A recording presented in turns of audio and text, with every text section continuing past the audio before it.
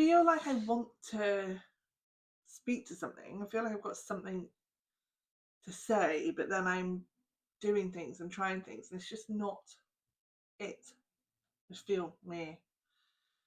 feel fed up and tired and a little bit shitty. It isn't particularly inspiring, right? Maybe I'll just do that. Maybe I'll speak about why I'm feeling shitty. Put your glasses down, Jen. So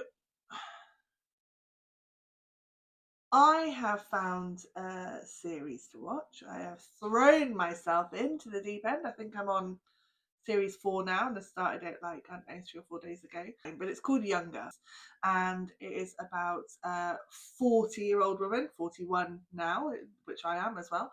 And she has had a child who is 18, and she's separated from her husband, and she's been out of work all this time and wants to go back into work, and finds that she can't because she's been out of the game for so long. And so her friend says, well, you should just lie about your age. And in the meantime, she's also met this absolutely freaking beautiful specimen of a man who is 26 at a bar, and he's mistaken her for being younger because she looks young. And lo and behold, she goes in as a 26-year-old in work, and they hire her, and then she's working there, dating this guy, so on and so on. But the bit that's actually getting to me, it's not that I want to change my age, it's not that I'm feeling this, honestly, where I must have picked the cat up this morning, and I'm obviously having an oversensitive day that it's reacted. But yeah, it's not about the age, it's not about feeling that way, that like she's done, that she wants to get back into work and all the things. But what it's speaking to me about is wanting to live. I am watching it and I am feeling so frustrated and upset and fed up because I think I'm ready to live again. And it's making me think about the last 6 years in particular, that has been really hard, that it seems like this thing happened in 2019 of having to give up the studio and let go of my staff, and closing down that sort of chapter of my life that I'd worked really, really hard for, and I loved it, and sort of finding myself then for the next 6 years or so really struggling financially, emotionally, physically, with ailments and things coming up, lots of revelations and lessons, and like a real sort of spiritual awakening. And it's meant that I felt like I'm in this cocoon for the last 6 years, and really itchy nose, and reflecting on it, I can really see how this year, this Christmas, this marker of a time, right? Like it's something that you can often pinpoint. Like, how did I feel last Christmas? How did I feel the Christmas before?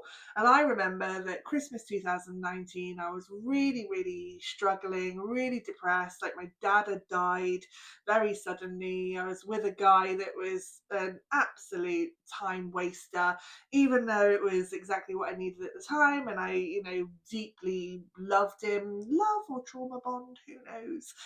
Probably trauma bond. And yeah, just was feeling so low, and to the point where I said to Isla's dad, my ex-husband, I said, can you have her? I know it would have been my year to have her, for we alternate it. So one of us used to have a Christmas Eve into sort of Christmas Day, and then it would be Christmas afternoon into Boxing Day, and we just alternate it each year. And 2019 would have been my year to have her, but I just didn't have it in me. I just didn't have it. I just couldn't, And so she went there. I was like, she'll be better off there. She's got siblings there, and they are really good fun. They put loads of effort in. They weren't financially struggling like I was, and so yeah, just went there. And then she's been there every year since. Like, it changed the dynamic, it changed what we actually sort of like did. And I just sort of said, no, you do it, because I was feeling like a failure, because every year since I've really struggled. And this year, for the first time in 6 years, I actually feel excited. I feel ready. I've been able to save a bit of money and get her things that she's wanted. And I know it's not all about consumerism. I get it. But she's going to be 14 in March, and it's too late. Like, you know, even 6 years ago, she was what, 8? And so we'd done it already. Like, I'd already set the bar, I set the precedent for what Christmas was, and I didn't want to ruin it. You know, there's Santa could bring the main present, but even that, it was hard, you know. And so yeah, last year, I don't even want to say it in case people listen, her beliefs changed, which, you know, was amazing that we lasted as long as we did. And I think that it's meant that this year there is a real freedom to being able to exist and be, that with this weight off, with the pressure off, combined with the fact that I've spent 2 years really, really in the depths, in the darkness, like completely on my ass. Like, I thought it was financial trouble before, and I'm like, okay, this feels worse. You know, it's literally been like a culmination of everything, and so I have got help. I've got assistance. I've got stuff to sort my money out. I have been open to receiving and got support that I needed. I'm signed off at the moment, and I've, you know, got that emotional support. I'm going to counselling. You know, I'm doing all of these things to really help myself and look after myself first.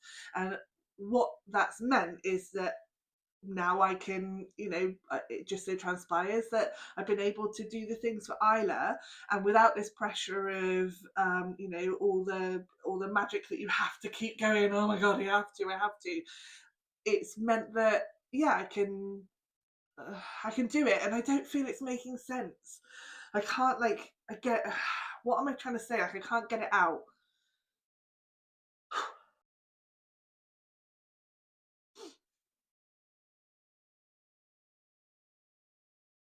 I'm just really grateful.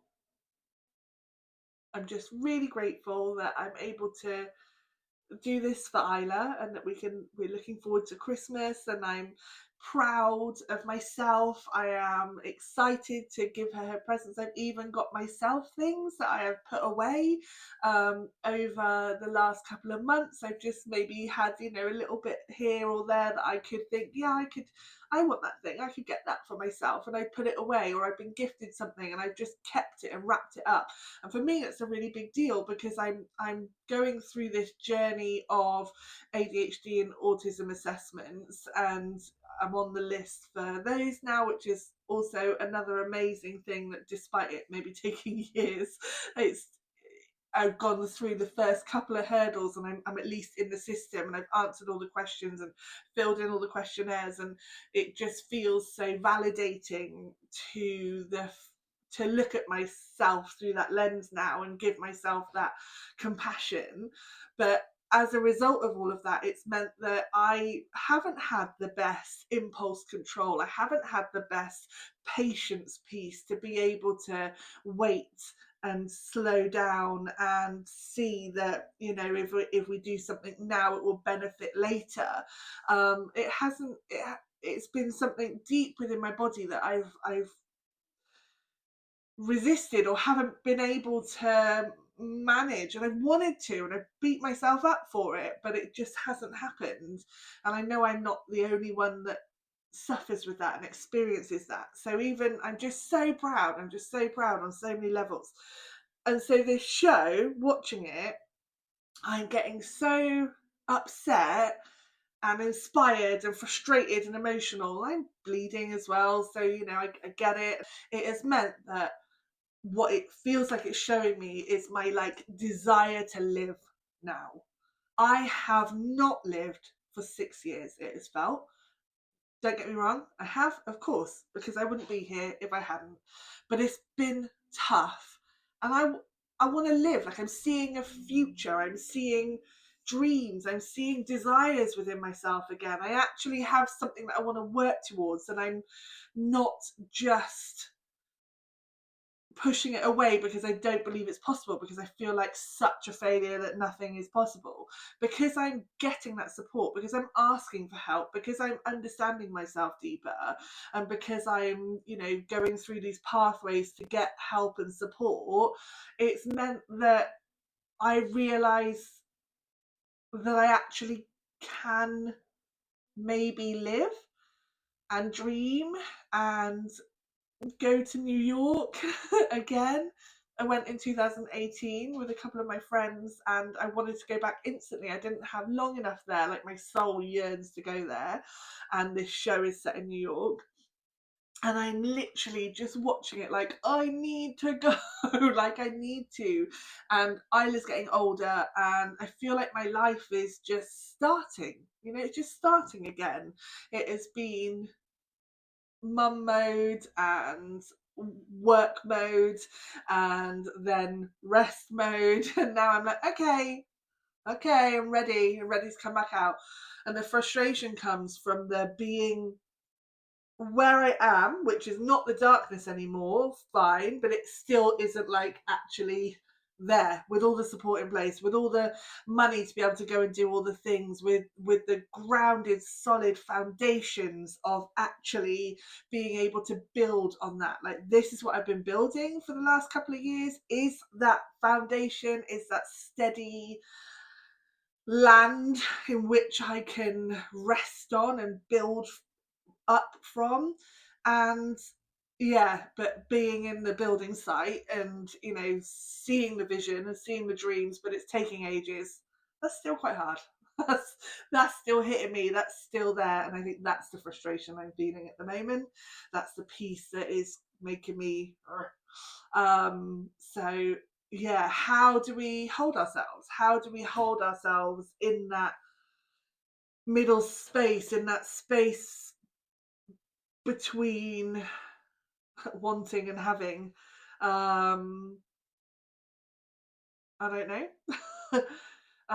Compassion is probably the biggest thing.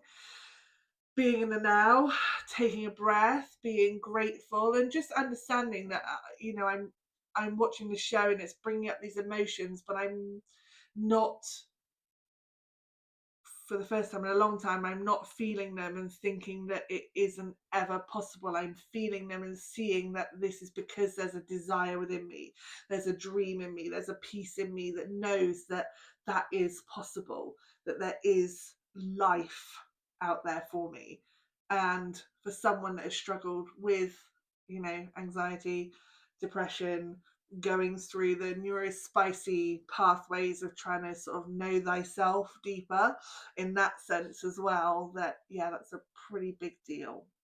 That's it. That's all I can do, is just stay in this moment, try and be present and be grateful for the fact that I feel better this year, the fact that Christmas actually feels like Christmas for the first time in a long time, the fact that I have these things happening. I've taken steps, maybe very slowly, but there are steps that are working towards building those foundations for myself.